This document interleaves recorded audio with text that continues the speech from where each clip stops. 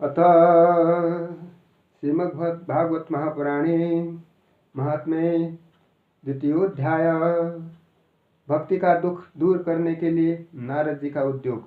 नारद उवाच वृथा खेदयसे बाले अहो चिंतातुरा कथम श्रीकृष्ण शरणाम्भोजं स्मर दुखम गमिष्यति। श्री नारद जी ने कहा, बाले तुम व्यर्थ ही अपने को क्यों खेद में डाल रही हो? अरे तुम इतने चिंतातुर क्यों हो? भगवान श्री कृष्ण के चरण कमलों का चिंतन करो, उनकी कृपा से तुम्हारा सारा दुख दूर हो जाएगा। जिन्होंने कौरवों के अत्याचारों से द्रौपदी की रक्षा की थी और गोप सुंदरियों का उनको सनाथ किया था, वे श्री कृष्ण कहीं चले थोड़े ही गए हैं। फिर तुम तो भक्ति हो और सदा उन्हें प्राणों से भी प्यारी हो। तुम्हारे बुलाने पर तो भगवान नीचों के घरों में भी चले जाते हैं।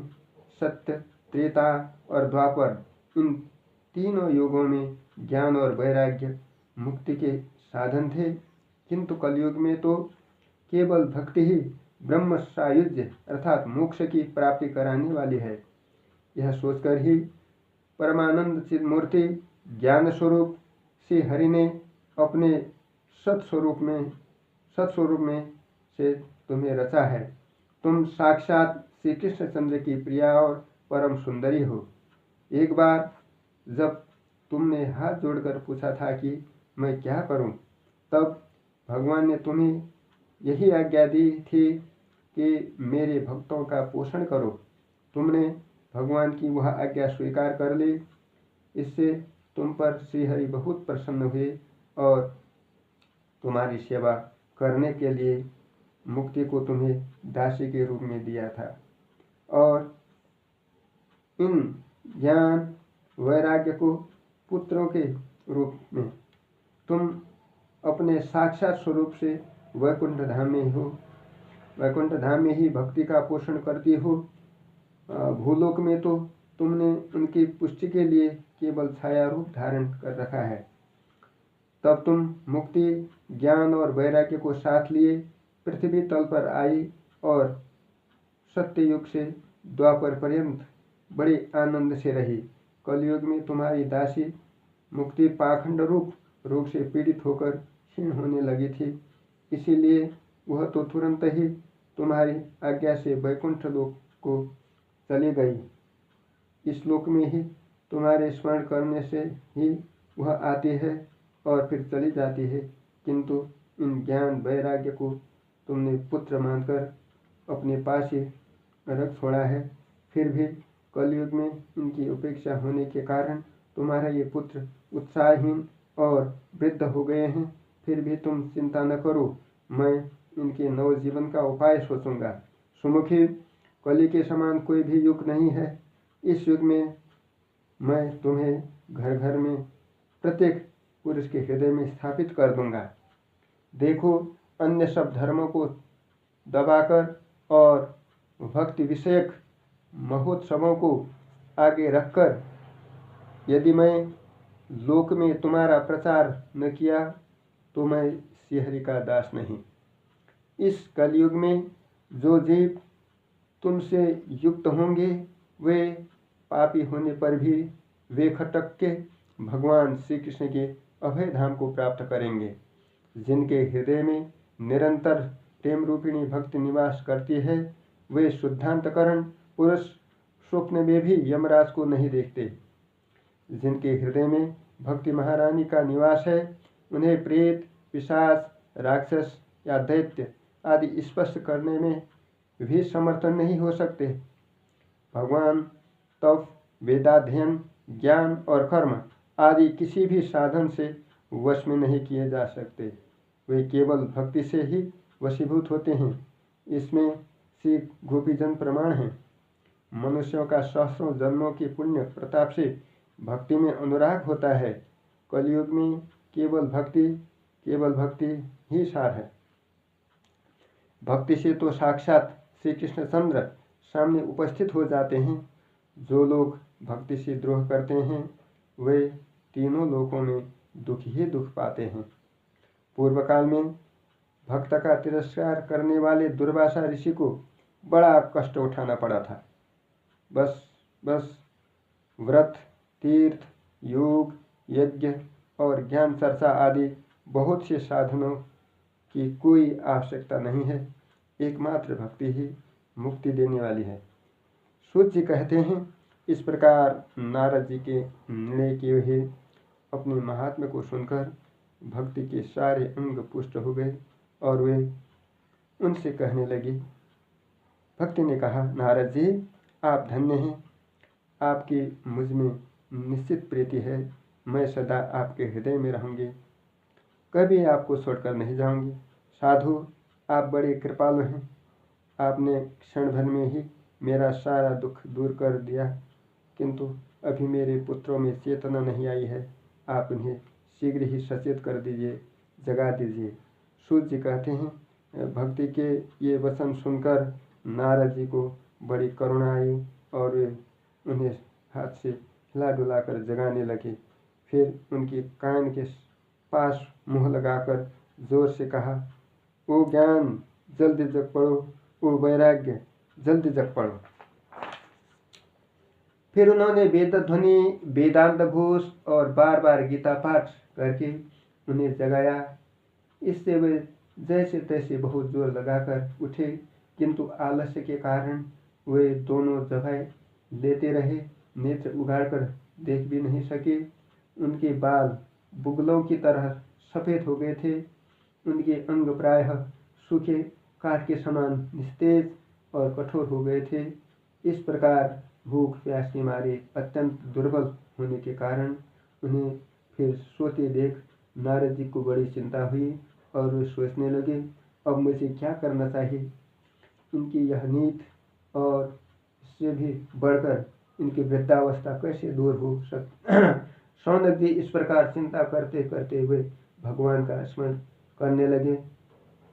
उसी समय यह आकाशवाणी हुई कि मुने खेद मत करो, तुम्हारा यह उद्योग निसंदेह सफल होगा।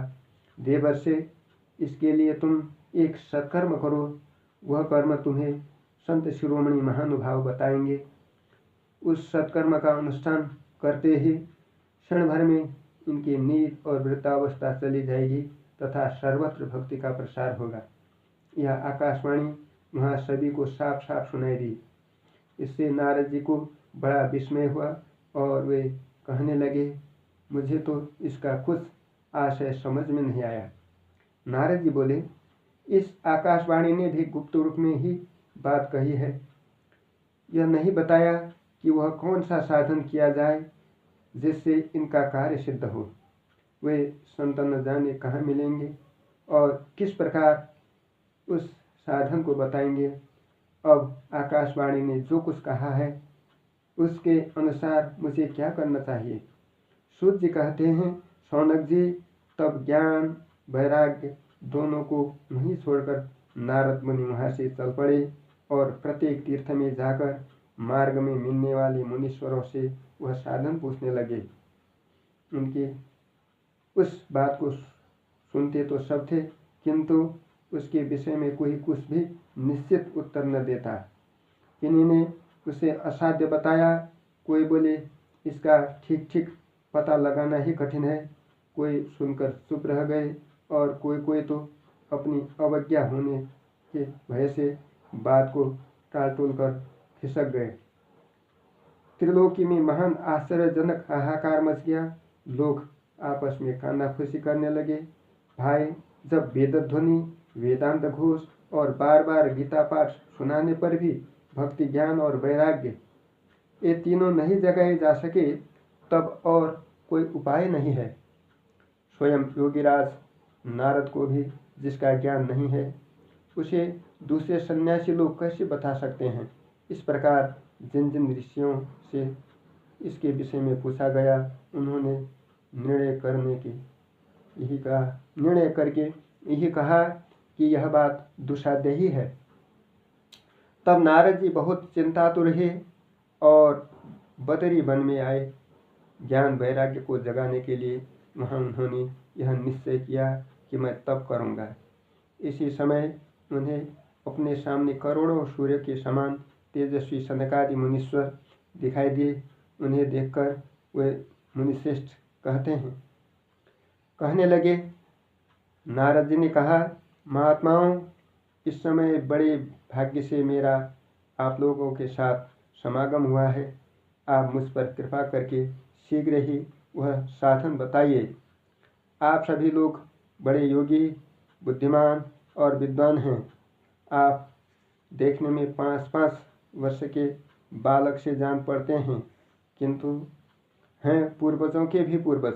आप लोग सदा वैकुंठ धाम में निवास करते हैं, निरंतर हरि कीर्तन में तत्पर रहते हैं, भगवत लीलामृत का रहस्यादन कर सदा उसी में उन्मत्त रहते हैं और एकमात्र भगवत कथा ही आपके जीवन का आधार है। हरि शरणम भगवान ही हमारे रक्षक हैं। यह वाक्य, यह मंत्र सर्वदा आपके मुख में रहता है। इसी से काल प्रेरित वृद्धावस्था भी आपको बाधा नहीं पहुंचाती। पूर्व काल में आपके भ्रूभंग मात्र से भगवान विष्णु के द्वारपाल जय और विजय तुरंत पृथ्वी पर गिर गए थे और फिर आपकी ही कृपा से वे पुनः वैकुंठ लोक पहुंच गए। धन्य है। इस समय आपका दर्शन बड़े सौभाग्य से ही प्राप्त हुआ है। मैं बहुत दीन हूँ और आप लोग स्वभाव से ही दयालु हैं, इसलिए मुझ पर आपको अवश्य कृपा करनी चाहिए। बताइए, आकाशवाणी ने जिसके विषय में कहा है वो कौन सा साधन है और मुझे किस प्रकार उसका अनुष्ठान करना चाहिए। आप इसका विस्तार से वर्णन कीजिए। भक्ति, ज्ञान और वैराग्य को किस प्रकार सुख मिल सकता है और किस तरह उनको प्रेम पूर्वक सब वर्णों में प्रतिष्ठा की जा सकती है। सनकादि ने कहा, देवर्षि, आप चिंता न करें, मन में प्रसन्न हो। उनके उद्धार का एक सरल उपाय पहले से ही विद्यमान है। नारद जी, आप धन्य हैं। आप वीरत्वों के शिरोमणि हैं, श्री कृष्ण दासों के शाश्वत पथ प्रदर्शक एवं भक्ति योग के भास्कर हैं। आप भक्ति के लिए जो उद्योग कर रहे हैं, यह आपके लिए कोई आश्चर्य की बात नहीं समझनी चाहिए। भगवान के भक्त के लिए तो भक्ति की सम्यक स्थापना करना सदा उचित ही है। ऋषियों ने संसार में अनेकों मार्ग प्रकट किए हैं, किंतु वे सभी कष्ट साध्य हैं और परिणाम में प्रायः स्वर्ग की ही प्राप्ति कराने वाले हैं। अभी तक भगवान की प्राप्ति कराने वाला मार्ग तो गुप्त ही रहा है। उसका उपदेश करने वाला पुरुष प्रायः भाग्य से ही मिलता है। आपको आकाशवाणी ने जिस सत्कर्म का संकेत किया है उसे यह बतलाते हैं। आप प्रसन्न और समाहित चित्त होकर सुनिए। नारद जी, द्रव्य यज्ञ, तपोयज्ञ, योग यज्ञ और स्वाध्याय रूप ज्ञान यज्ञ, ये सब तो स्वर्ग आदि की प्राप्ति कराने वाले कर्म ही हैं और कर्म की ओर ही संकेत करते हैं। पंडितों ने ज्ञान यज्ञ को ही सत्कर्म, मुक्तिदायक कर्म का सूचक माना है। यह श्रीमद् भागवत का पारायण है, जिसका ज्ञान सुकादि महानुभावों ने किया है। उसके शब्द सुनने से ही भक्ति, ज्ञान और वैराग्य को बड़ा बल मिलेगा। इससे ज्ञान वैराग्य का कष्ट मिट जाएगा और भक्ति को आनंद मिलेगा। सिंह की गर्जना सुनकर जैसे भेड़िए भाग जाते हैं, उसी प्रकार श्रीमद् भागवत की ध्वनि से कलयुग के सारे दोष नष्ट हो जाएंगे। तब प्रेम रस प्रवाहित करने वाली भक्ति, ज्ञान और वैराग्य को साथ लेकर प्रत्येक घर और व्यक्ति के हृदय से क्रीड़ा करेंगे। नारद जी ने कहा, मैंने वेदांत की ध्वनि और गीता पाठ करके उन्हें बहुत जगाया, किंतु फिर भी भक्ति, ज्ञान और वैराग्य ये तीनों नहीं जगे। ऐसी स्थिति में श्रीमद् भागवत सुनाने से वे कैसे जगेंगे, क्योंकि इस कथा के प्रत्येक श्लोक और प्रत्येक पद में भी वेदों का ही तो सारांश है। आप लोग शरणागत वत्सल हैं तथा आपका दर्शन कभी व्यर्थ नहीं होता, इसलिए मेरा यह संदेह दूर कर दीजिए। इस कार्य में विलंब न कीजिए। सनकादि ने कहा, श्रीमद् भागवत की कथा वेद और उपनिषदों के सार से बनी है, इसलिए उनसे अलग उनकी फलरूपा होने के कारण वह बड़ी उत्तम जान पड़ती है।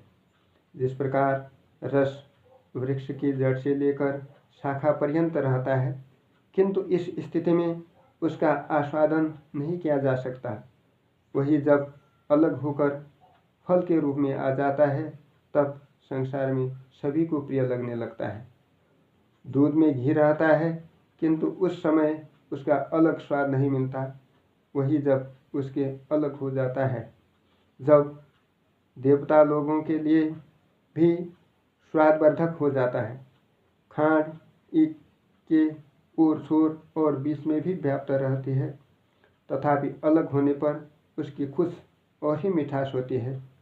ऐसे ही यह भागवत की कथा है।